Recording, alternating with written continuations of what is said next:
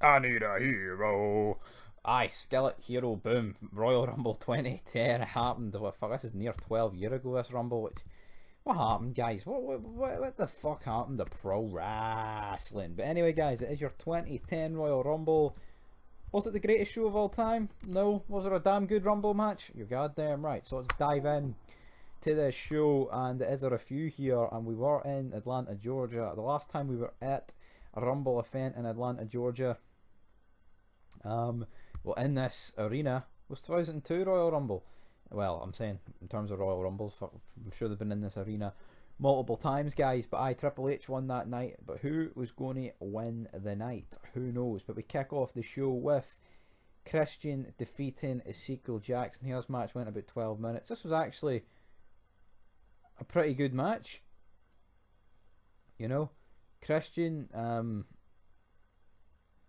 fucking over the last couple of reviews I've did. I mean, the ECW champion coming out's been pretty over. Like, you know, you had Matt Hardy, now you've got Christian, but he defeats him with the Imperator.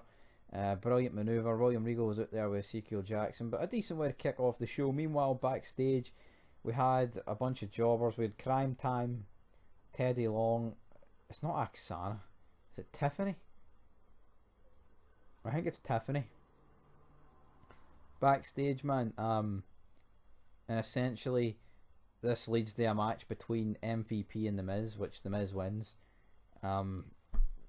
Due to a fuck up for MVP, which nobody really give a shit. Also, we had promos before and after this about Randy Orton, Ted DiBiase like planting seeds in his head. Same with Cody Rhodes. Orton doesn't trust either of them. That leads to our next match, which is Sheamus against Orton. I mean, I think it just sums up how far WWE's went downhill, because Sheamus has never really been that good, but he was so much better when he first burst onto the scene. And like, you look at him now, it's like, how can the guy be so much worse now? You know what I mean? Like, I don't get that, but that's just the way it works. But ends in a DQ here after Cody Rhodes gets involved. Orton goes for the pin after the RKO, but it's no happening here, guys. No happening for the big man, because DQ. And then basically Sheamus hits a bro kick on Orton as Legacy look on. Obviously this was leading to the blow up of Legacy, which nobody really gave a shit about. Next up though, we had the controversial match, Piggy James taking on Michelle McCool. Michelle McCool cut a pretty decent promo for this match. Layla came out in an even fatter fat suit than normal, but then Mickey James came out, battered Layla, beat Michelle McCool in 20 seconds, and won the women's championship. A lot of people said this was like controversial. Oh, calling her Piggy James, this, that, and the. But I mean, this was no bad. You know, no bad at all. Then we had a segment backstage with Jericho and Big Show talking.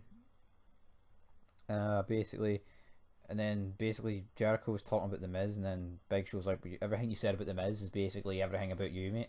Which is like, alright, fair enough. And then R-Truth came in.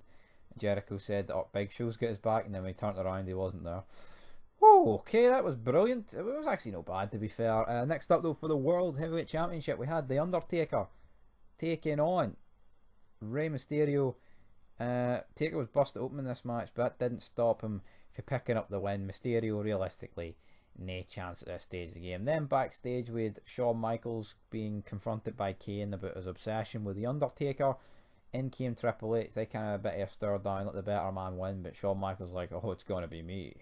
Triple H is like, well, you're going to have to find another way, brother. And now we have a Royal Rumble match, which only went 49 minutes, which doesn't really surprise me. You know, for the simple fact is, it did feel a bit short, but of course, if you've not seen this Rumble, best bit about it was probably CM Punk at the start. You know, he got a few eliminations. I feel like he got absolutely shafted by getting eliminated by Triple H, but that's exactly what happened. Punk obviously cutting a few good promos here, eliminating people. You had Beth Phoenix eliminating the Great Khali. Triple H obviously comes in, eliminates him. Shawn Michaels eliminates a load of people. You know, Kane comes in, and it's basically, after Shawn Michaels essentially eliminates everyone, you've got DX having to work together to eliminate McIntyre. McIntyre was actually in this match for a a decent amount of time, like, you know.